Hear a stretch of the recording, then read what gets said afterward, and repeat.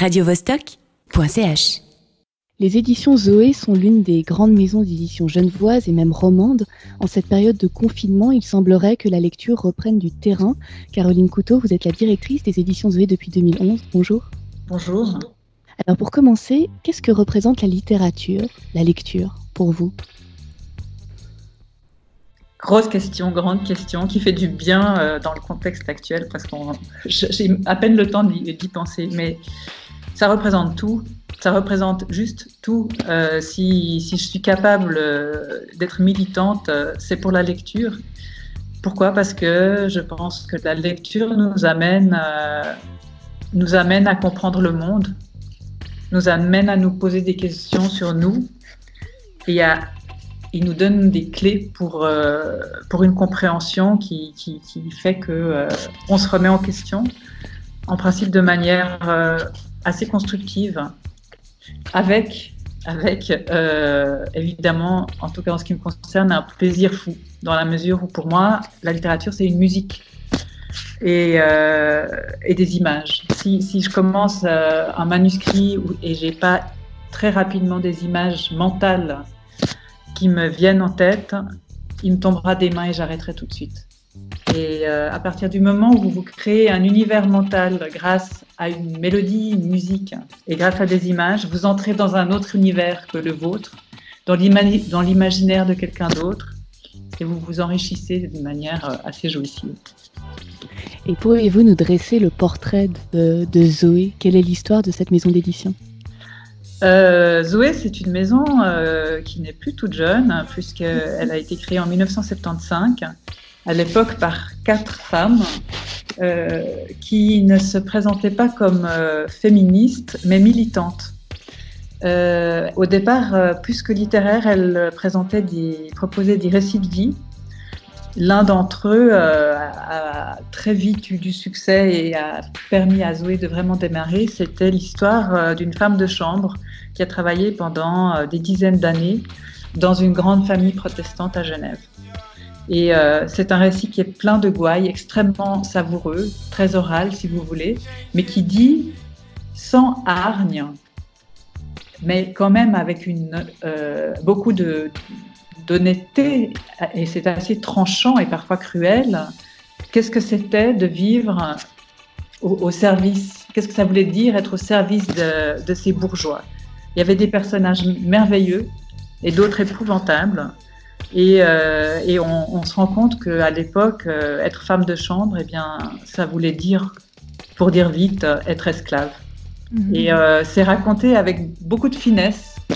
Et voilà, ça s'appelle Pipe de terre, pipe de porcelaine, de Madeleine Lamouille, qui est d'ailleurs un livre que nous nous préparons à rééditer avec une nouvelle préface.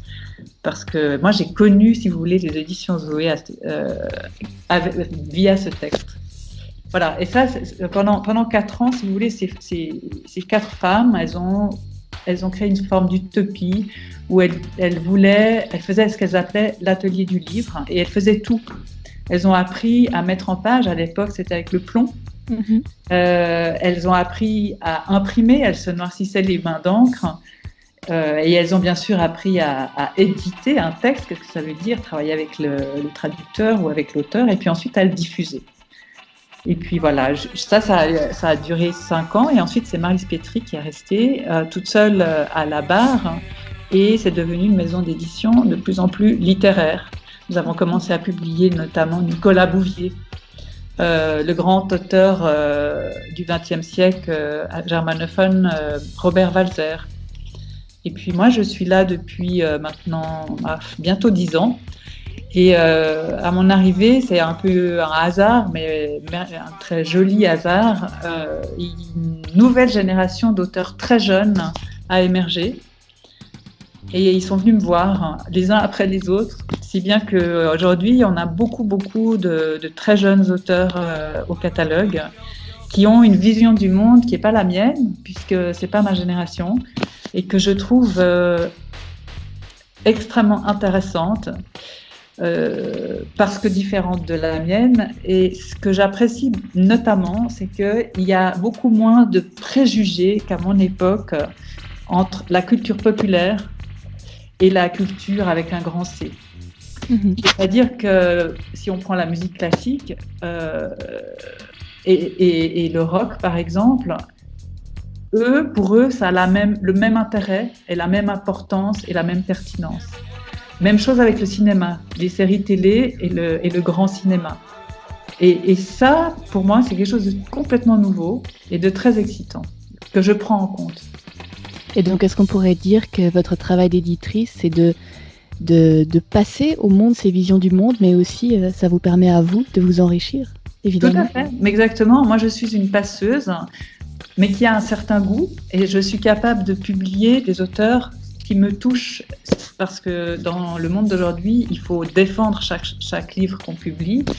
Et si on n'arrive pas à le faire, le livre ne sera pas repris par les médias, par les libraires. Donc il faut que j'aime un manuscrit quand je le découvre, et ensuite que je le passe, et que je le transfère. Le monde du livre, donc c'est plein d'acteurs divers et variés. Pour commencer, comment vont vos auteurs? Comment mes auteurs?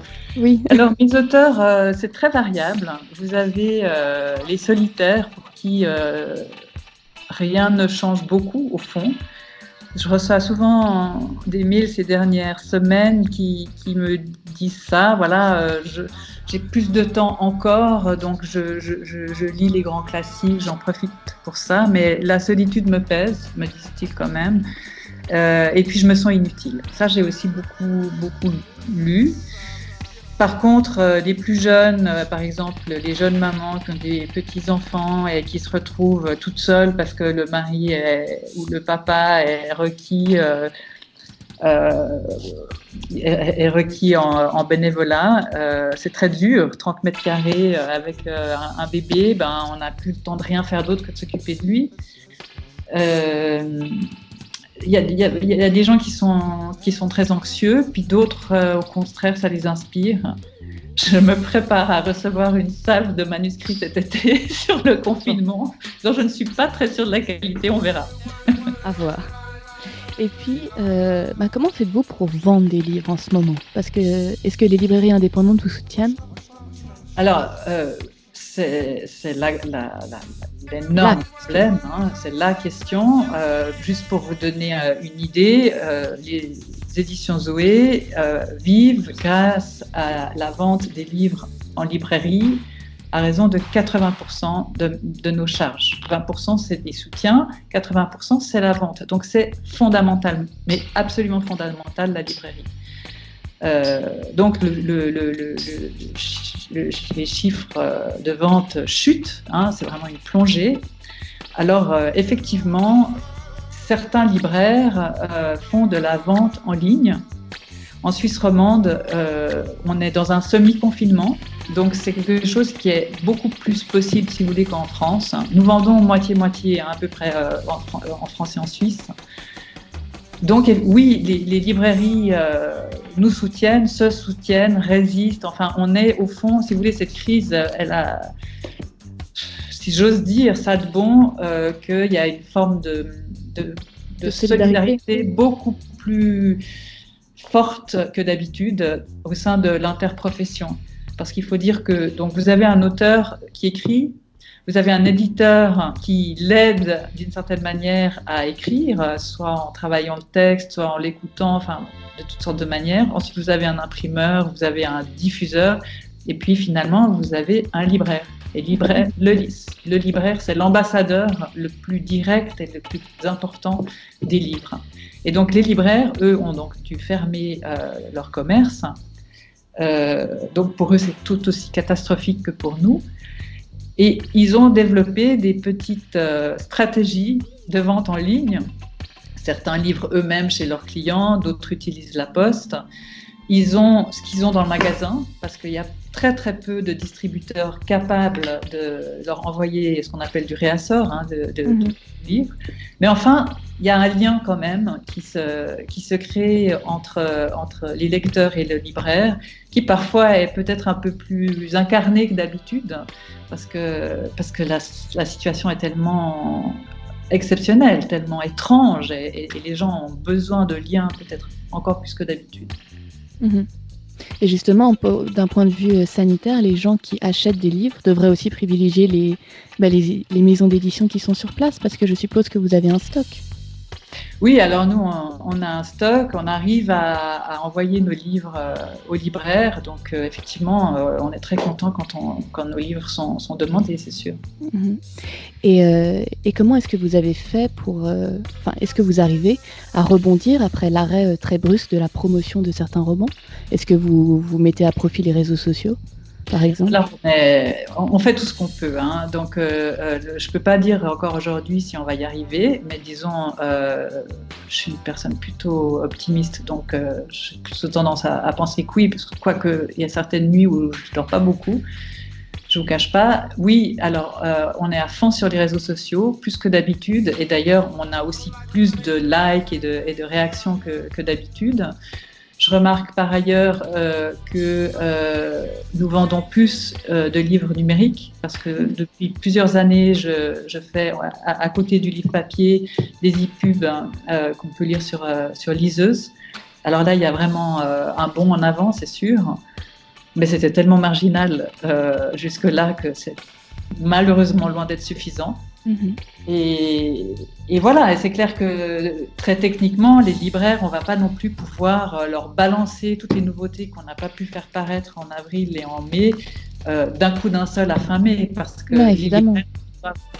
ils ont plus d'argent, et eux, ils ont un problème de liquidité grave, et si on leur balance tout d'un coup, ils vont être noyés.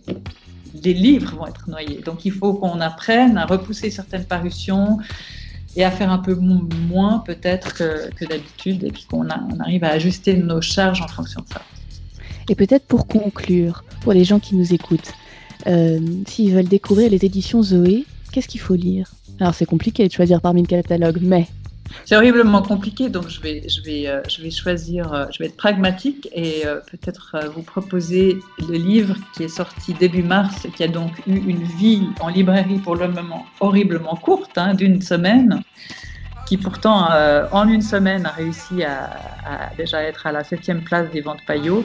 C'est Ne pas laisser le temps à la nuit de Sonia Molinari. C'est un premier roman d'une femme qui est un peu tombée du ciel parce qu'elle fait absolument pas partie, si vous voulez, du quota littéraire habituel. C'est une femme qui a été hôtesse de l'air, notamment, et qui a écrit une sorte de thriller scientifique, thriller climatique, si vous voulez, où on suit les aventures d'une jeune femme très jeune, qui a été hôtesse de l'air et qui cherche son père qui a disparu à Hong Kong quand elle était adolescente. Et voilà, on est chez Zoé, on est en général pas très polar, mais là j'ai été tellement estomaquée par le talent de conteuse de cette Sonia Molinari. Elle raconte une histoire, vraiment. Aujourd'hui, on raconte de moins en moins des histoires. Il était une fois. Et là, elle nous embarque dans cette aventure et elle nous fait aimer cette jeune fille très solitaire et très rebelle, qui fait que voilà, j'ai décidé de défendre le livre. Alors, très bien, on prend note. Caroline Couteau, merci infiniment et très bonne journée. C'est moi qui vous remercie. radiovostok.ch